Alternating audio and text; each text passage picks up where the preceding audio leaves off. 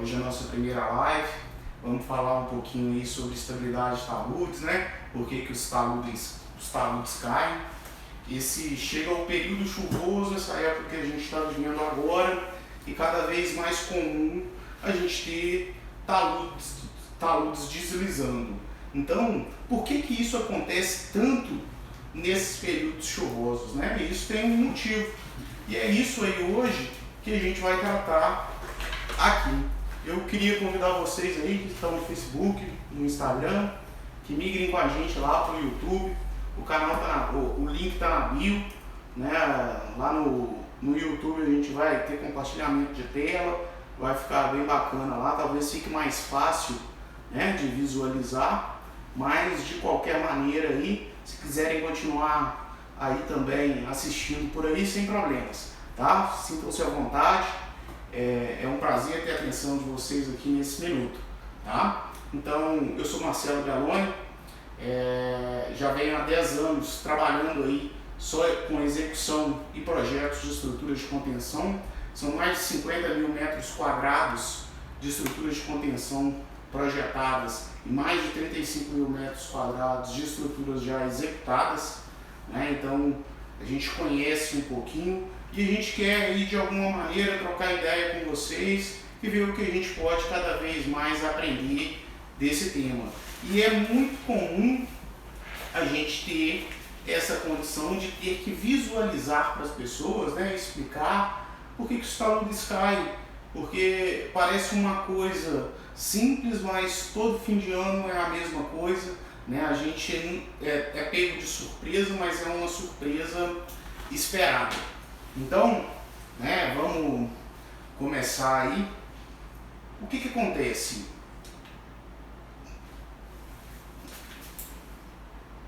Só um probleminha aqui, pessoal. O que a gente tem de tensão atuante no solo, né? O elemento solo, ele tem atuante ali uma tensão vertical. Essa tensão vertical, ela é causada pela própria tensão do peso próprio do solo. A gente chama isso de tensão geostática. Então, a tensão gerada pelo peso do solo, ela é uma parcela muito significativa e ela contribui muito em processos de estabilidade, né? Porque as tensões horizontais que vão dar origem aos empuxos, elas dependem dessas tensões verticais. Então a gente tem aí primeiro o peso próprio, um outro elemento que gera tensão vertical quando a gente vai analisar um ponto qualquer dentro do solo é a sobrecarga externa, que pode ser uma construção, um aterro, né? Uma obra de engenharia qualquer. E a gente ainda tem a poropressão, que é a pressão gerada pela água. E se a gente conhece o perfil estratigráfico do terreno, né, as camadas de solo, e a gente conhece os pesos específicos, a gente consegue determinar a tensão vertical em qualquer profundidade, né? A tensão vertical vai ser uma somatória das camadas do peso específico vezes a espessura da camada. E a gente vai ter então encontrado a tensão vertical, no qual a gente pode até traçar um gráfico, né, que é um diagrama de tensões verticais. Se houver o caso da sobrecarga, a sobrecarga tem que ser somada, né? Ela está gerando um acréscimo de tensão no solo. A poropressão, ela é dada como peso específico da água vezes a altura de coluna d'água. Imagina aqui que a gente tem um perfil aqui onde eu tenho 5 metros de água, 6 metros de uma argila mole, 7 metros de uma areia. Se eu quiser traçar o diagrama de poropressão ao longo dessas camadas, é só eu multiplicar 5 vezes o peso específico da água, que é 9,81 kN por metro cúbico, vai dar 49,05, na cota de 5 mais 6, 11, 107,91, 11 mais 7, 18, 176,58. Então a gente consegue aí estipular já as tensões verticais principais ali, tanto o peso do solo, poropressão e a tensão da sobrecarga. O que acontece? A poropressão da sobrecarga. O que acontece? A poropressão, às vezes, né, ela é um pouco difícil de ser explicada e às vezes até um pouco de ser entendida, porque às vezes é difícil verificar que o solo ele pode sofrer deformações devido à variação do nível do lençol freático, né? Mas isso só acontece se não houver problemas de sobrecarga quando a gente tem um aumento de poropressão, porque quando a gente tem um aumento de poropressão, a gente condiciona que há uma variação na tensão efetiva do solo. E o que é essa tensão efetiva do solo? É aquela tensão que é realmente suportada pela estrutura sólida do solo, né? Pelo arcabouço do solo. Então, o que não é suportado pela água é suportado pelo solo. Então, a tensão total vertical que a gente tem atuando, menos a poropressão, vai nos dar, então, essa variação. Só que isso só acontece para alguns tipos de carregamento.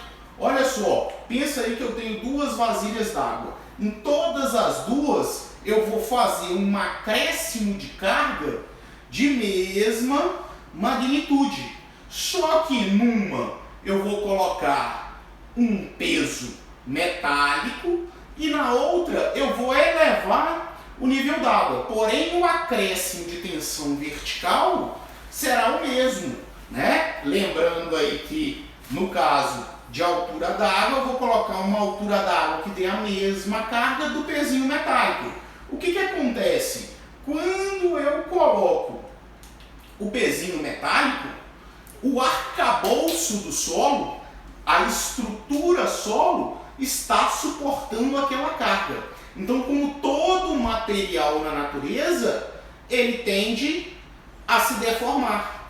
Beleza, quando o meu acréscimo de tensão é dado pela elevação do nível d'água, o que acontece? A espuma, ou o material que estava ali, ele não sofre deformação. Por quê? Porque no interior o solo é cheio de vazios. E a água que está nesses vazios, ela também está pressurizada. Então o arcabouço da estrutura do solo está sofrendo uma aplicação de carga devido à poropressão. Então, nessa condição, como o acréscimo de carga foi igual à variação de poropressão, não houve variação na tensão efetiva do solo. Se não há variação na tensão efetiva do solo, não há processos de deformação ou de ruptura. Quando há variação na tensão efetiva, aí sim. Então, isso está muito condicionado a outras a condição de tensão efetiva é o que controla toda a situação do solo. Então, se houver variação na tensão efetiva, vai gerar variação no solo, né? Um caso, a gente tem as fundações de um edifício, e vamos dizer que por algum motivo o nível d'água, eu tenho aqui as fundações e eu tenho aqui o nível d'água. Durante a vida útil da estrutura, né, isso aqui está dentro do meu bulbo de tensões, durante a vida útil da estrutura, o que acontece? O nível d'água variou. Quando esse nível d'água variou dessa altura aqui, ó, houve uma variação da poropressão e nesse ponto aqui, o aumento de tensão foi menor que o aumento de poropressão. Então houve um aumento na tensão efetiva do solo. Logo o solo passou a ter que suportar mais carga. E como resposta, ele vai sofrer uma deformação, né? Então as deformações só ocorrem mediante variação da tensão efetiva.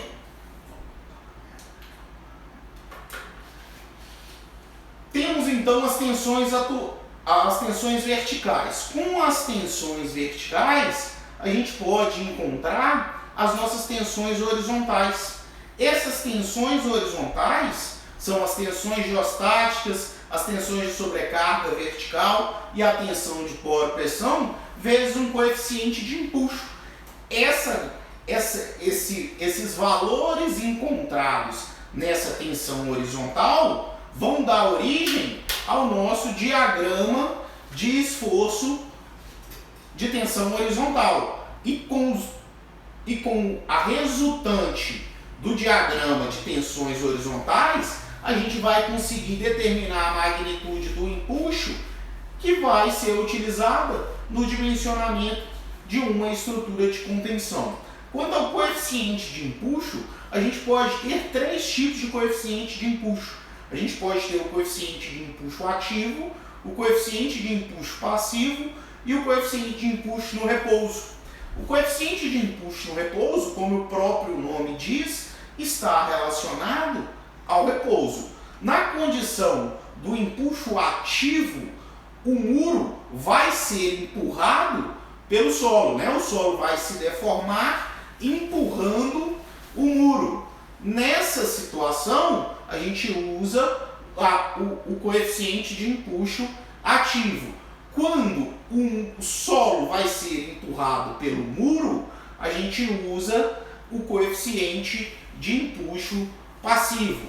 Então, em cada uma das situações tem que ser verificada qual o valor do coeficiente de empuxo deve ser utilizado, né? Em muitos casos, se houver esse erro, dá um erro de grandeza muito grande, né? Porque para um solo de ângulo de atrito 30 graus, o coeficiente de empuxo ativo vale 0,33, enquanto o coeficiente de empuxo passivo vale 3, são 10 vezes mais. Então é preciso saber analisar em qual ponto é necessário a gente ter atuante o empuxo ativo e em qual ponto a gente tem que ter atuante ali o nosso empuxo passivo. Nossa, mas é só para falar sobre como os taludes caem? Só que para a gente entender como ele cai, a gente tem que entender as forças que atuam ali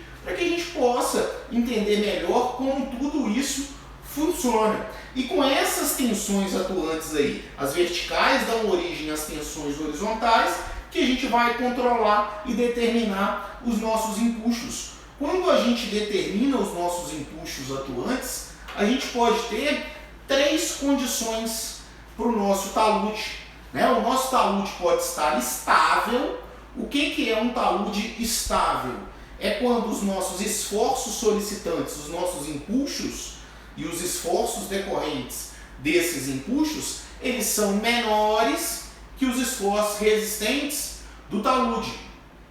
Se a gente tem uma condição onde os esforços solicitantes são iguais aos esforços resistentes, a gente está no que a gente chama de limite de estabilidade, no ponto exato da formação da possível superfície de ruptura, né? O solo está no seu limite de resistência, que a gente dá o nome de resistência ao cisalhamento do solo.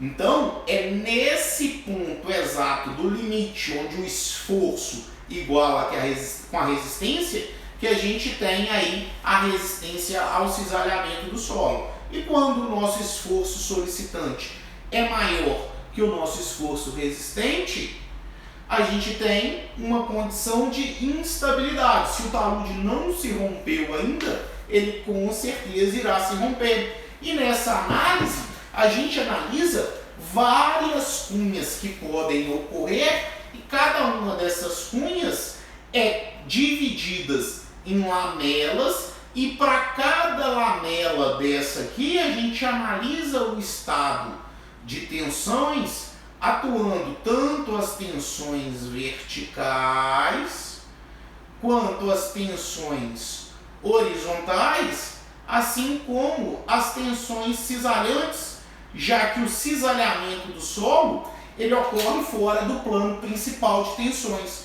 Quando a gente desenha um estado de tensões onde só tem tensão vertical e tensão horizontal, a gente tem ali uma condição de um estado de tensão principal. Em um estado de tensões principais não atuam tensões cisalhantes. E esse com certeza não é o meu plano de cisalhamento. O meu plano de cisalhamento está onde há tensões cisalhantes atuantes. Então essas tensões cisalhantes atuantes têm que ser menores que a tensão resistente do meu talude, né? Então, e essa resistência do solo, desculpa, essa resistência cisalhante do solo, ela vale a minha coesão mais a tensão normal vezes a tangente do ângulo de atrito. Então a gente tem a coesão e o ângulo de atrito. Quando há variação, né, influência de entrada de água, esse valor de tensão cisalhante ele vai para um valor de tensão cisalhante efetivo, que vale a nossa coesão efetiva vezes a tensão efetiva tangente do ângulo de atrito efetivo. O que essa variação ela é extremamente significativa. A entrada de água no solo ela reduz em muitos parâmetros de resistência do solo, né? O que é, né, a definição de resistência ao cisalhamento?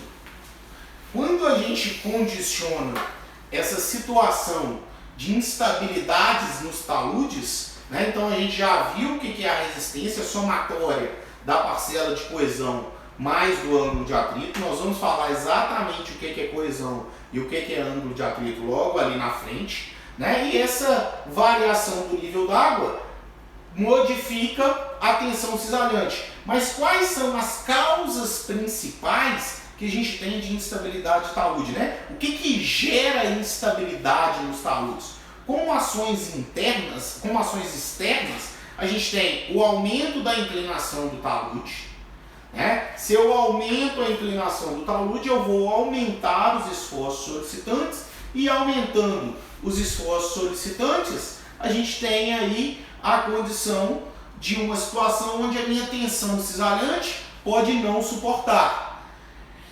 A gente pode ter um caso de desconfinamento lateral, onde a gente faz completamente a escavação, né? Pensa aqui que se a gente tem um talude antes da escavação, né, quando ele estava aqui na condição natural, se a gente pegasse aquele elemento de solo ali, ó, ele tinha uma tensão vertical e ele tinha como resultado uma tensão horizontal, porque se atuasse só a tensão vertical, haveria uma deformação, e como há solo de um lado e do outro, essa deformação ou essa expansão radial não poderia ocorrer, dando origem a essa tensão horizontal. Quando a gente faz a escavação, a gente está simplesmente pegando uma dessas parcelas e sumindo com ela, né? Então, o desconfinamento lateral, a gente elimina uma parcela do sistema de equilíbrio, né? Então, isso também pode gerar condições de instabilidade. A aplicação de sobrecarga, né? Eu já vi algumas situações onde foi executada uma contenção antes e depois de alguns anos o terreno de cima foi feito um loteamento e foi construído um prédio, e o prédio acabou afetando um pouco o muro de baixo, saiu do prumo. Por quê? Porque aumentou as tensões horizontais pelo acréscimo de tensão vertical, aumentou o empuxo e aquele muro não tinha sido dimensionado para suportar aquele novo esforço. E a gente pode ter aí, o que não é muito comum no Brasil, mas como causas externas aí, vibrações e efeitos sísmicos, né? Às vezes próximo a estradas, estruturas de contenções em estradas, que principalmente estradas com também trilhos, estradas férreas, as estruturas são atirantadas. Por quê? Para elas estarem ativas e não sofrerem influência da vibração do trilho. Em rodovias, quando elas estão na parte de baixo da rodovia, também é comum elas serem atirantadas, né? Como causa interna, que geralmente, né? Porque as causas externas geralmente estão associadas a uma ação do homem faltosa, né? Ele deixou de tomar ali o cuidado na análise da inclinação que o talude dele suportaria, ou ele fez um corte completamente indevido, ele aplicou uma sobrecarga. Então isso é do controle do homem. O efeito sísmico ali, se não for vibração, é da natureza, né? Mas muitos dos taludes só rompem devido a causas externas. Lógico que a parte externa acaba que a gente tem uma associação de vários fatores, né? Mas as causas internas são os principais causadores, que é justamente o aumento do teor de umidade associado à elevação da altura do lençol freático, e em alguns casos podem ocorrer o piping. O que é o piping? O piping é uma condição onde a gente tem água percolando no interior do solo por um buraco, como se fosse uma loca, né? Então ela é como se fosse uma tubulação interna, ela passa por dentro ali daquele canal e chega num outro ponto. Ao longo do tempo, essa percolação ela vai tendo mais força e ela vai carregando cada vez mais material. Então vai chegar um momento que a minha estrutura ela vai não suportar mais aqueles esforços. Mais uma variação muito importante é justamente essa do teor de umidade. Por quê? Porque ela faz variar os parâmetros de resistência do solo, né? E se vocês lembrarem, os parâmetros de resistência do solo a gente já tratou como coesão e ângulo de atrito. Só para lembrar aí, quem estiver no YouTube, no Instagram, se quiser ir para a gente aí pro YouTube, eu estou compartilhando a tela lá, tá uma estrutura mais bacana, tá? O link está na bio. Então, a gente tendo essa condição de variação do nível d'água, dá variação na coesão. E o que é coesão, né? Quando a gente fala que algo é coeso, né? Eu tenho uma equipe coesa. Uma equipe coesa é aquela que tem força de ligação, né? Ela atua junta. Então, quando eu tenho coesão, justamente está relacionado a uma força de aglutinação, né? A uma força que faz com que os elementos atuem sempre unidos, né?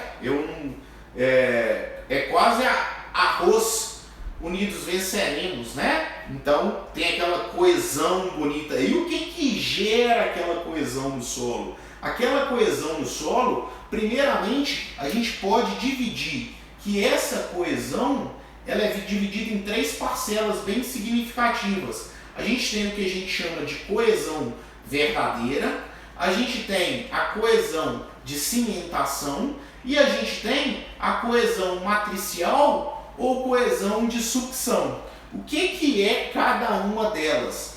A coesão verdadeira ela acontece devido às ligações eletrolíticas que existem nos íons contidos nos materiais argilosos. Então aquelas forças de atração e repulsão, elas dão como consequência a magnitude da minha coesão, elas dão origem a essa coesão. A gente tem uma outra parcela da coesão, que é a coesão de cimentação. A coesão de cimentação é devido à presença de algum mineral que na condição natural ele encontra-se sólido. Por exemplo, um carbonato, um óxido de ferro. Sem a presença d'água, ele é sólido. Com a presença d'água, ele dissolve. Então, essa coesão é extremamente importante em um processo de coesão natural. E a gente tem a coesão de sucção. Talvez essa seja a menos conhecida, mas a já aplicada por todos. Todo mundo já deve ter em algum momento aplicado a coesão de sucção. E como que eu sei disso? Só se você foi na praia. Se você foi à praia, provavelmente você aplicou a coesão de sucção. Quando quando você foi construir o castelo de areia. Qual que é o critério básico para o castelo de areia ficar em pé? O critério básico é que ele se mantenha sempre úmido, porém com a umidade certa. Se eu jogar pouca água, ele se desfaz. Se eu jogar muita água, ele também se desfaz. Então a gente tem que ter uma quantidade certa. Por quê? Porque o solo tem muitos capilares. O que são os capilares? São os vazios, né? Os canalículos que existem no solo. E à medida que o nível d'água vai percorrendo dentro desse canalítico, né? Há uma diferença de pressão entre a pressão atmosférica e a pressão onde a água está circulando. E gera então uma força de sucção que pode fazer com que uma areia vire quase rocha. Então a coesão de sucção também é extremamente importante. E o que acontece quando a água começa a percolar no solo? Quando a água começa a percolar no solo, os argílicos minerais, né, principalmente os 3 principais argílicos minerais que a gente tem, que é a caulinita, a ilita e a montimorilonita, se for um elemento que o meu mineral argílico é uma montimorilonita, as forças de ligação são fracas. Então a água irá reduzir drasticamente a minha coesão verdadeira. No caso de caulinitas, ela influenciará muito menos. As ilitas ficam ali intermediárias. Então, quando há a elevação do nível d'água, há uma redução dessa coesão verdadeira pelo afastamento das partículas devido à presença de água no meio dessas partículas. No caso da coesão de cimentação, a gente já disse, né? É igual o gesso. Eu não sei se hoje em dia é assim, né? Mas antigamente, quando quebrava o braço, não podia molhar o gesso, porque o gesso derretia, é um tipo de carbonato, né? É um tipo de calcário ali. Então, ele nessa condição com água, ele fica na situação líquida, ele não fica mais sólido. Então, geralmente, quando a gente tem coesão de cimentação e ocorre a saturação do solo, essa coesão de cimentação, ela se anula. E o que acontece com a sucção? À medida que o meu nível d'água vai subindo, o meu diferencial de pressão, ele vai reduzindo e a minha coesão de sucção também, ela vai se reduzindo, né? Existem alguns documentos que falam que a maior parcela da coesão é devido à cimentação e à sucção. Então, quando a gente tem uma saturação ou uma variação do teor de umidade, a gente está reduzindo o valor dessa coesão e como situação adversa, a gente vai estar tendo uma redução da resistência do solo. O solo passa a resistir menos. O ângulo de atrito, né, na teoria, ele representa as características de atrito, de fricção do solo, né? Ele é o ângulo formado, pensa aqui que eu tenho partículas de solo e tenho uma partícula aqui no meio. Para esse solo se romper, essa partícula ela tem que se mover para cima desse solo.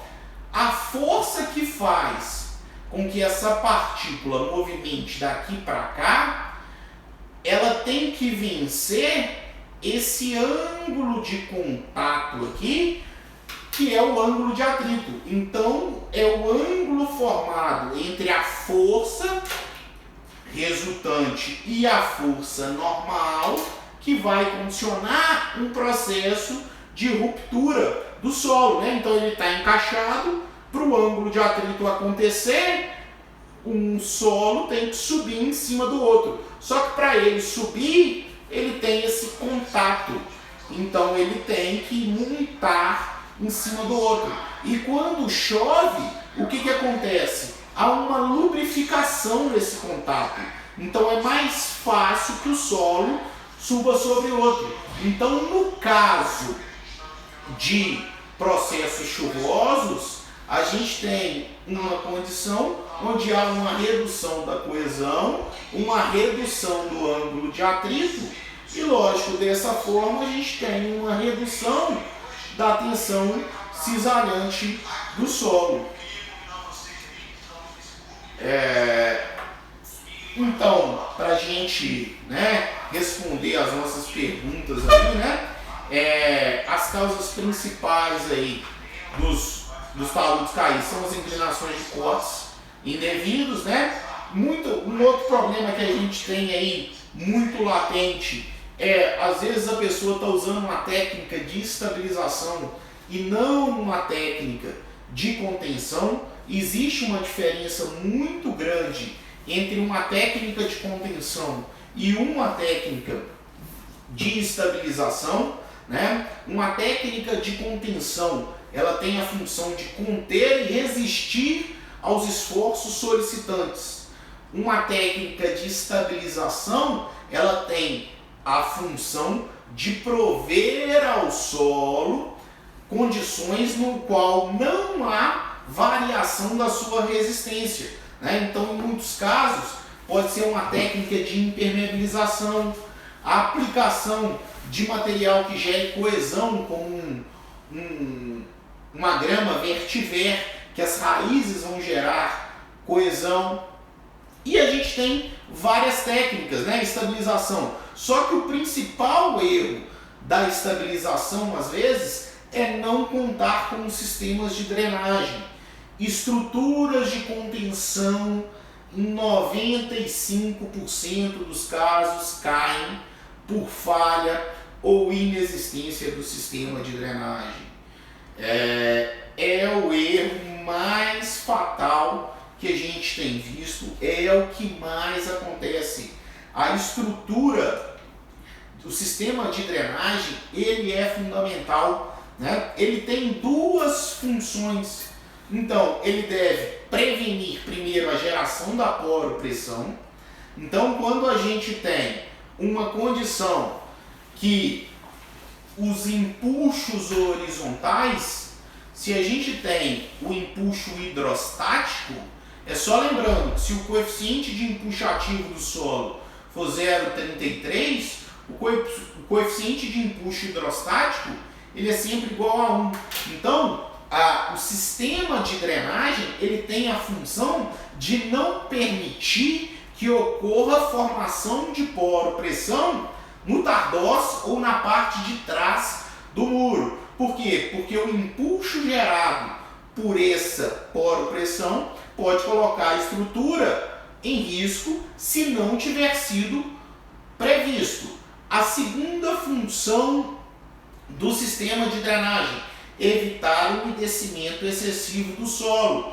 Porque se o solo não condiciona um umedecimento excessivo, não há variações significativas nos parâmetros de resistência do solo. Então, quando a gente trabalha o sistema de drenagem, a gente tem que pensar nessas duas situações. E o sistema de drenagem de uma estrutura de contenção, ele pode ter um sistema de captação rasa e um sistema de captação profunda, né? O sistema de captação rasa, ela contém ali uma canaleta de topo, pode ter uma canaleta de pé, um dreno de pé, pode ter um dreno que a gente chama de dreno Barbacan, né? O que é o dreno Barbacan?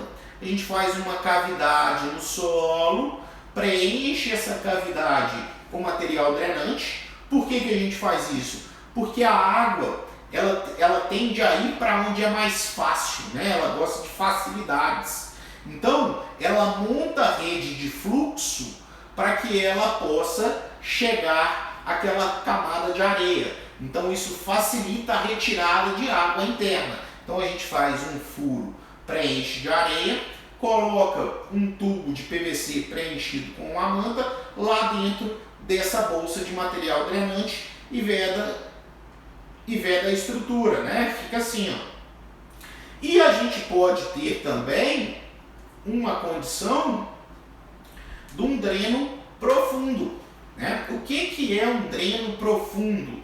O dreno profundo ele atinge uma profundidade no qual, se a gente tiver uma estrutura reforçada, solo grampeado, uma cortina tirantada, a água, assim como ela reduz a resistência ao cisalhamento do solo, ela também reduz a resistência ao arrancamento, tanto dos grampos quanto dos bulbos de tirantes. Por quê? Porque ela gera essa lubrificação e essa perda de coesão. Então, os drenos profundos são tubos ranhurados, envoltos numa malha ou num elemento drenante, eles são todos perfurados, são colocados a uma profundidade maior do que os meus elementos de contenção, é feito um selo de argila no primeiro metro e ele é vedado e sai aqui da mesma forma. Então todo o sistema de drenagem, tanto o drenagem externa quanto drenagem interna profunda, eles são fundamentais aí numa estrutura de contenção. Então, geralmente, a causa principal que a gente tem de ruptura de taludes é justamente por sistemas que falham e deixam entrar água. Por isso que talude cai em período chuvoso, né? A água entra no solo. Lógico, o solo é uma estrutura trifásica. Ali dentro do solo a gente tem o arcabouço do solo e a gente tem vazios que podem estar ou não preenchidos por água.